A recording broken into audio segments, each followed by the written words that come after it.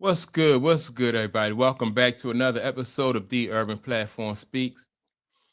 Make sure to like and subscribe as you tune into the channel, check out the content.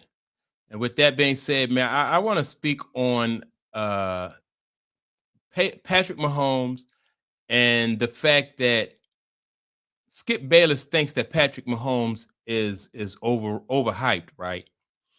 I personally don't think so. I think that, in my opinion, and I'm not even really a Patrick Mahomes fan, but I just think that Patrick Mahomes, in my opinion, he's like by him being a young ball player, he's the one constant on the team. Besides, Patrick Mahomes and Andy Reid, he's the one constant. For instance, if they sometimes they have like last year, I think they had issues with their offensive line. So Patrick Mahomes had to do the best he could do under the circumstance, like their offensive line was not up to, what standards or what they would have wanted it to be. Then before that, they had issues with their wide receiver core. So again, Patrick Mahomes had to make the best of the situation with the wide receiver core, and so whatever challenges they face, I think Patrick Mahomes is the one the one person that is a constant. That and now saying that don't mean that every year I think they're going to make the playoffs, you know, or every year they're going to be in the Super Bowl. New England Patriots went, I think, like 9 or 10 years without going to the Super Bowl, but they still was every year because they had Tom Brady and Bill Belichick. They was in the thick of things, and I think it's the same thing for Patrick Mahomes and Andy Reid. Like every year, no matter what they always going to be in the thick of things because they're just going to try to do the best they can do with what they have. You got Travis Kelsey, but he's not. He's getting a little bit older now, so he's not. He's lost a step, so he's not as always effective as they need him to be. But Skip Bayless, he don't cut Patrick Mahomes no slack. And so basically, what I'm gonna do is I'm going to play what Skip Bayless had to say about Patrick Mahomes, and then I'm gonna stop it here and there, and I'm gonna just give my point of view. But I just wanted to set it up with the. So I just finished watching a football game in Buffalo, New York, in which the Kansas City Chiefs were favored to win, and they got their asses kicked up and down, all around, asses kicked. Buffalo wound up with 404 total yards to Kansas City's 305. It was And see, that's not Patrick Mahomes' fault, but I'll let him finish. I'll let him continue. 23 first downs to only 16 for Patrick Mahomes' offense. And speaking of Patrick Mahomes, would you believe he went 15 of 34 for a grand total of 250 yards? That's 44%. That is awful. On the big late day national stage, 44% from Patrick Mahomes, no touchdowns, and one big late interception on a desperation throw. Wait, Josh Allen. I just watched Josh Allen go 23 of 26 for 273. 23 of 26 with a touchdown and no interceptions, no turnovers for Buffalo.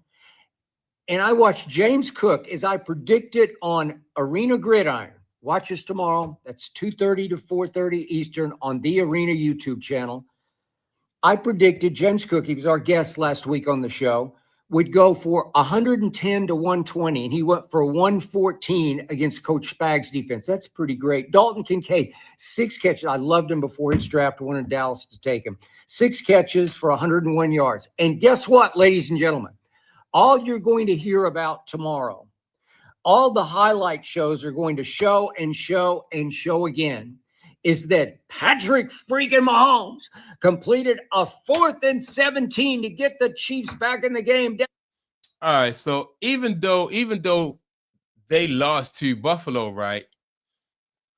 I don't feel like that's an upset. Buffalo got a really good team, so and I'm not sure what the point spread was, but you got Josh Allen and like they have a pretty good team over there. I just want to see if Buffalo can beat Patrick Mahomes, get past Patrick Mahomes and the Kansas City Chiefs, like when it's all said and done, like during playoff time. Buffalo got to make it to the Super Bowl. Patrick Mahomes, he's sitting on several Super Bowls. So, and see, that's the thing about the Kansas City Chiefs. Like all throughout their season, they just like tuning up, and they tuning up for the playoffs, and they ironing out some of the wrinkles, and then by the time they get to the playoffs, they look like a whole different team. And like I said, this is coming from somebody I'm not even a Kansas City Chief fan. I'm a Baltimore Ravens fan, but that has been their pattern. Like I said, when their wide receiver core was weak a couple years ago, and then by the time it was time for them to go, get into the playoffs, they had those guys making, and I knew that's what was going to happen. That they had those guys, these no-name guys that people never heard of. They had these guys performing and making catches. So that's been their pattern. I've seen it with the offensive line. Then people criticize like at them at the tight end position, or they criticize them at the criticize their defense. But as the season progresses, it just seems like they get better. And so here we are in week 9. We got a lot of football to be played. And in my opinion, losing to Buffalo was not really like a major upset. I can see if they got beat by like the Dolphins or the Panthers or somebody like that. But in my opinion, it just wasn't a major upset. Or somebody like Tennessee just went in there and put up 40 on them. That just wasn't a major upset. So let me hear what else Skip has to say about Patrick Mahomes. 28-13 in the fourth quarter, and they scored and they went for 2, and it was Mahomes to Kelsey, Taylor Swift's Kelsey. Don't tell me that the Taylor Swift phenomenon, it even increases how wildly overhyped Patrick Mahomes is. But this is the play of the day. This is how he has made himself and gotten away with being so wildly overhyped. See, I don't see it like that. Like I said, they were down, you know what I mean? So they were down, but even with them being down, they're still working on things, right? People look like, oh, they're still, like they're playing like they were like the game is close, and they always probably believe that they got a chance to get back in the game. So if you're down, if you're Patrick Mahomes and you Andy Reid, if your team is down, they take those opportunities to work on things and give their young players confidence. You know what I mean? Put them in certain situations. It's always with Andy Reid. It's always about like getting better and teaching teaching people how to play the game of football. So I don't really see it as overhyping the guy Patrick Mahomes. And like I said, I'm not even a Patrick Mahomes fan, but I just seen him make some crazy, like who makes a no look in football. I can see in basketball making a no look pass, right? But in football, I watched a video of this guy making a no look in a NFL game. That's just crazy. Sometimes you'll have a quarterback looking directly at a receiver and not even see a linebacker or a cornerback and get picked off. But this guy was looking down the middle of the field and threw it on the left, the left out there in the flank area.